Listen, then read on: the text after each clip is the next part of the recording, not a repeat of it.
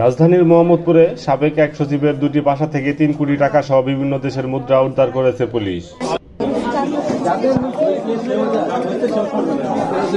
এই দুই বাসা দুর্যোগ ব্যবস্থাপনা ও ত্রাণ মন্ত্রণালয়ের সাবেক জ্যেষ্ঠ সচিব শাহ কামালের, যিনি 2015 সাল থেকে 20 সাল পর্যন্ত সচিব ও জ্যেষ্ঠ সচিব হিসেবে ওই মন্ত্রণালয়ে কর্মরত ছিলেন।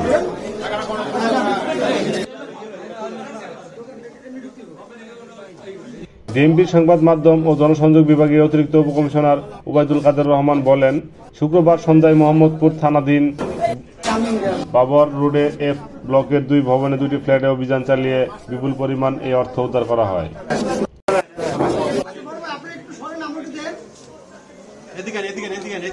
অভিযানের সময় সাবেক সচিব শাহ কামাল বাসায় ছিলেন না। এই ঘটনায় এ পর্যন্ত কেউ গ্রেপ্তারও নয়।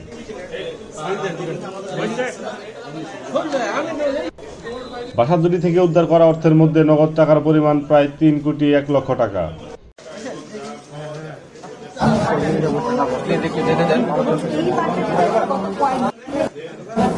বিদেশি মুদ্রা 10 লাখ টাকার সমমূল্যের।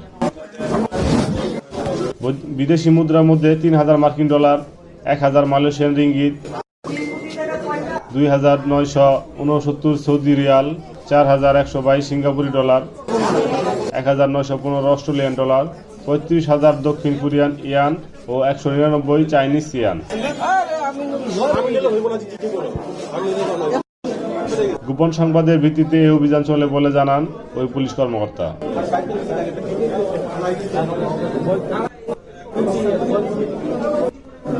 রাহা টিভি, ঢাকা। একটু যেতে দিবেন আমাদেরকে ছবি নিতে।